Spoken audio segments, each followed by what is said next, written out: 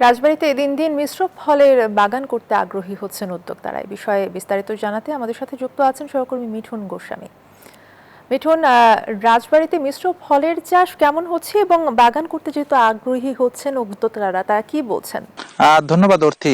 ইতিমধ্যেই কিন্তু রাজবাড়ীর যে 5টি উপজেলায় কিন্তু বেকার যেসব যুবক রয়েছে তারা কিন্তু এই ধরনের যে মিশ্র ফলের বাগান অর্থাৎ আম সহ যে অন্যান্য যেসব ফল বিভিন্ন ধরনের আমের আবাদ করছে, সেই সাথে কিন্তু পেয়ারের আবাদ করছে। আমরা এই মুহূর্তে একটি পেয়ারার বাগানে রয়েছি। সেই বাগানটিতে আমরা দেখেছি যে কিন্তু এখানে ব্যাগিং পদ্ধতিতে এই পেয়ারাগুলো কিন্তু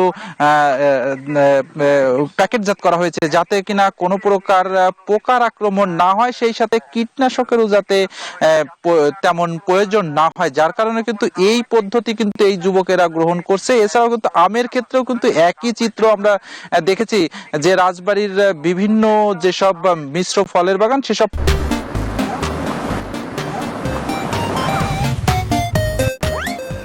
ফলের বাগানে প্যাকেটিং হচ্ছে, অর্থাৎ ফ্রুট ব্যাকিং যেটিকে বলা হয়। আমরা কৃষি বিভাগের সঙ্গে কথা বলেছি, কৃষি বিভাগ আমাদেরকে জানিয়েছে এই ধরনের চাষ কিন্তু ইতিমধ্যেই কিন্তু এই জেলার যুবকেরা আগ্রহী হচ্ছে। তাদের যে ভাষ্যমতে তারা নিজেরাও কিন্তু কৃষকদের নানান ধরনের পরামর্শ দিয়ে সহযোগিতা করছে। অনেক সময় কিন্তু তারা বিভিন্ন প্রশিক্ষণেরও কিন্তু ব্যবস্থা করছে। এতে করে কিন্তু যুবকেরা কিন্তু আরো বেশি আগ্রহী হচ্ছে।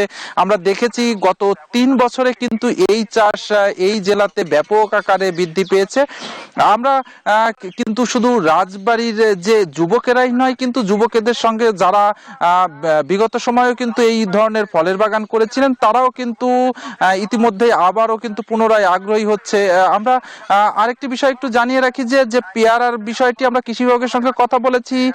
তারা আমাদেরকে জানিয়েছেন যে আসলে পেয়ারা খুব খরা হলে কিন্তু উৎপাদনে কিছুটা কমতি হয়।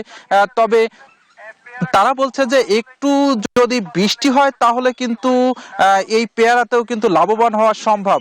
তবে আমরা এই বিষয়ে কিন্তু যারা উদ্যোক্তা বা কৃষি উদ্যোক্তা রয়েছে তাদের সঙ্গে আমরা কথা বলেছিলাম। তারা আমাদেরকে জানিয়েছেন যে দিন দিন কিন্তু তাদের মধ্যে এক ধরনের আগ্রহ বা লাভের মুখ দেখছে। তবে কিন্তু এবছর অতি খরার কারণে বিশেষ করে এই পেয়ারাতে কিন্তু তারা একটু ক্ষতির সম্মুখীন হচ্ছে। তারা বলছেন যে অতি খরার কারণে কিন্তু তাদের সেচের ব্যবস্থা করতে হচ্ছে, যার কারণে কিন্তু তাদের খরচ কিছুটা বেড়েছে। তবে তারা বলছে যে আর 1 থেকে 1.5 মাসের মধ্যেই কিন্তু তাদের এইসব বাগানের যেসব পেয়ারা সেগুলো বাজারে আসবে। আর যারা আমের আবাদ বিষয়ে আমরা কথা বলেছিলাম, আম চাষিরা বলছেন যে তাদের যে আম তারা কিন্তু ইতিমধ্যে হারভেস্ট শুরু করেছে। বিশেষ করে যেসব আমগুলো প্যাকেটজাত করা, এই প্যাকেটজাত করা আমগুলো কিন্তু তারা ইতিমধ্যেই বাজারগুলোতে কিন্তু তুলতে শুরু করেছে।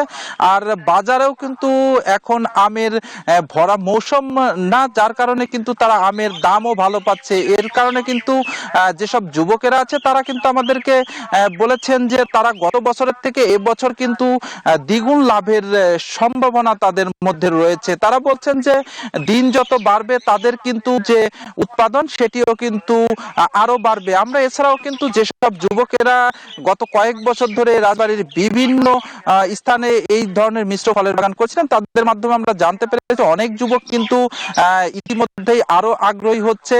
আমরা ইতিমধ্যেই কিন্তু দেখেছি যে রাজবাড়িতে অনেক যুবক কিন্তু প্রায় 10 থেকে 12 একর জমিতেও কিন্তু এই ধরনের মিশ্র বাগান করতে শুরু করেছে। মূলত এতটুকুই ছিল আমার কাছে এই রাজবাড়ি থেকে মিশ্র ফল বাগানের সর্বশেষ তথ্য। ফিরছি স্টুডিওতে। অর্থী।